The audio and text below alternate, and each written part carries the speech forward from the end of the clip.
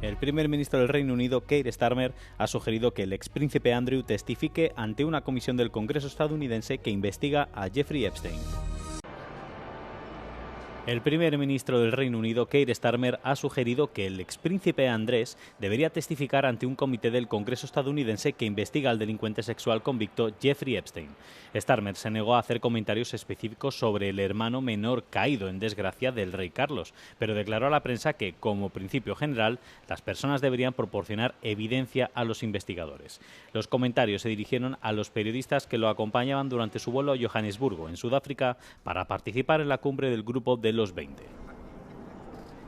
El expríncipe, ahora conocido como Andrew Mountbatten Windsor, ha ignorado hasta el momento la solicitud de los legisladores del Comité de Supervisión de la Cámara de Representantes de Estados Unidos para que testifique sobre su, según dicen, larga amistad con Jeffrey Epstein. El deshonrado miembro de la realeza británica fue acusado por Virginia Giuffre, víctima de Epstein, de agresión sexual en una de las lujosas fiestas que el exfinanciero organizó en su isla privada de Little St. James. Giuffre afirmó que Epstein y su cómplice y pareja de muchos años, Ghislaine Maxwell, la obligaron a realizar actos sexuales con Andrew contra su voluntad, cuando en este momento solo tenía 17 años. La presión sobre el exmiembro de la realeza continúa aumentando, quien fue despojado de su título y funciones el mes pasado, mientras la familia real intentaba aislarse de las críticas sobre su relación con Epstein. Israel anunció el domingo por la noche la muerte del jefe del Estado Mayor de Hezbolá en un ataque en Beirut.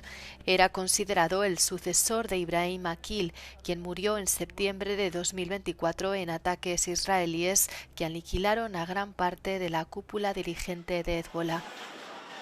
El ataque ocurrido en los suburbios del sur de la capital libanesa causó la muerte de al menos 5 personas y dejó heridas a otras 28. En un comunicado, el ministro de Defensa israelí, Israel Katz, dijo que seguirán actuando con contundencia para prevenir cualquier amenaza al Estado de Israel. El presidente libanés condenó el ataque del domingo y acusó a Israel de negarse a implementar el fin del acuerdo de alto el fuego. Este es el primer ataque israelí en Beirut desde junio pasado.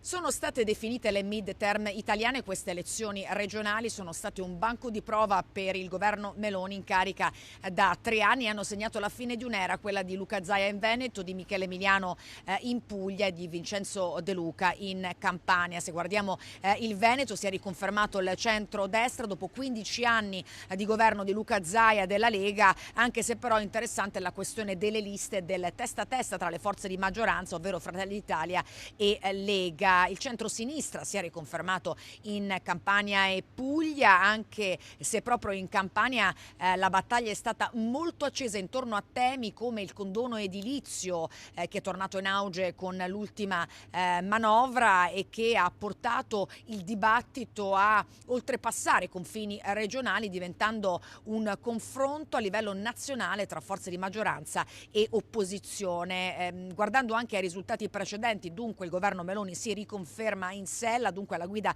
del paese. Un tema però fondamentale è l'astensionismo, cioè ovvero il calo dell'affluenza nelle 3 regioni di circa 10 punti di media, che impone una riflessione che potrebbe sicuramente porre dei problemi di strategia in vista delle prossime elezioni politiche nel 2027. Giorgia Orlandi, Euronews, Roma. La Unión Europea ha confirmado haber realizado una contribución financiera de 82 millones de euros a la Autoridad Palestina para apoyar los esfuerzos de estabilización en Cisjordania durante la primera reunión del Grupo de Donantes Palestinos celebrada el jueves en Bruselas.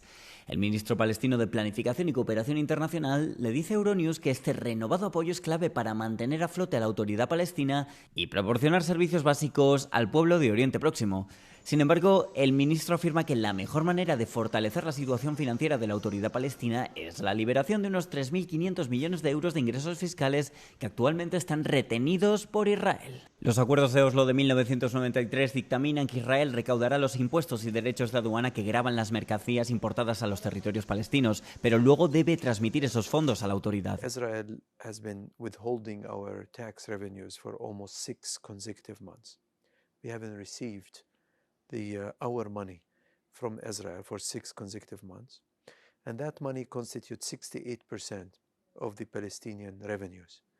No country in the world can function without 68% of its revenues. Las 60 delegaciones que asistieron a la reunión del grupo de donantes palestinos insistieron también en la necesidad de que la autoridad, que actualmente solo administra algunas partes de Cisjordania, prosiga sus reformas fiscales, de gobernanza, sociales y educativas. We have also what we call the reform matrix between us and the European Union. It is built around 4 main pillars and 53 actions or milestones. So far, we are overachieving. So what we have achieved out of the 53 milestones, we have achieved 21 of the key milestones, and then the rest are already scheduled to be implemented next year and in 2027. Esta reunión tuvo pocos días después de la adopción de la resolución del Consejo de Seguridad de Naciones Unidas sobre el Plan para Gaza liderado por Estados Unidos, pese a la vulneración repetida del alto el fuego perpetrada por Israel tras la firma en octubre. Is China using TikTok to dumb down European children? France's President Emmanuel Macron recently claimed China is exposing the world to a cognitive war by keeping TikTok educational for children at home while dumbing it down abroad. Par exemple, leur TikTok à eux, puisque c'est une entreprise chinoise, n'a rien à voir avec notre TikTok à nous. Il est limité en heures d'exposition par jour et c'est du contenu pédagogique pour les enfants. Donc eux, ils ont totalement intégré que c'était une guerre cognitive dans laquelle on était lancé. What Macron is referring to is Douyin, TikTok's twin app that only serves the Chinese market. Both are owned by ByteDance, share the same logo, the same concept, and the same structure. To see whether Macron's comment about Douyin's content for children were true, the Cube used a VPN to download the app and created an account with a 13-year-old user profile. After scrolling for several minutes, most of the videos suggested in the feed seemed to be educational. They included clips of chemistry experiments, step-by-step guides to preparing recipes, and even English lessons. Nevertheless, the suggestion that TikTok in Europe provides no or very little educational material to children needs nuance. At first glance, the feed shown to users under 13 does seem to be dominated by entertaining and comedic posts rather than educational. Yet, since 2024, the platform has introduced an optional feed providing strictly educational content on science, technology, engineering, and maths, tailored specifically for 13-year-olds. It should also be noted that the adult versions of both apps are less regulated and show similar content which is shaped by the viewer's tastes. Another factor that does lend credence to Macron's claims is the general social media censorship enforced by Xi Jinping's government. By comparing Douyin's and TikTok's privacy terms, it becomes clear that Douyin operates under stricter rules that promote the Chinese state, banning content that seriously hurts national sentiments.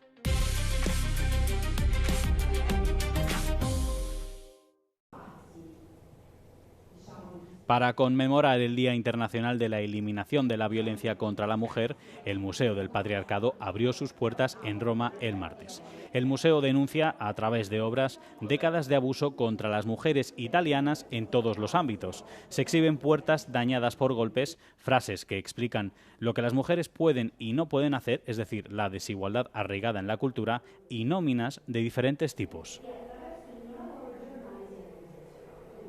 Il MUPA è un museo del futuro, è un museo che guarda al presente, che cerca di capire come mai esiste la violenza sulle donne, vari tipi di violenza, e dove affonda queste radici. E noi diciamo che queste radici si affondano nel patriarcato. Según ActionAid Italia, la asociación que contribuyó a esta iniciativa, el museo es un viaje hacia 2148, el año en que, según el último informe global sobre la brecha de género, finalmente se alcanzará la igualdad de género. Chi arriva nel MUPA fa un percorso nella vita quotidiana del 2025 e di quegli anni lì. Quindi che cosa fa? Cerca di intravedere quelle che sono le tracce del patriarcato nella vita quotidiana delle persone che hanno vissuto in quegli anni, ovvero che esistono nel nostro presente. Hasta el día de hoy, las quejas, los juegos y la ropa infantil, ya sea para niños o para niñas, el lenguaje y las referencias estereotipadas de mamá y papá en la prensa, incluso en los libros escolares, son el entorno que define la violencia física y los feminicidios que se producen. Un fenómeno que se remonta a siglos atrás, pero que ha resurgido gracias a las redes sociales. Por ello, los autores de la iniciativa exigen políticas estructurales como la MUPA y no solo planes contra la violencia en el punto álgido de la emergencia. ¿Por qué el mercado automovilístico español está en auge mientras otros se tambalean?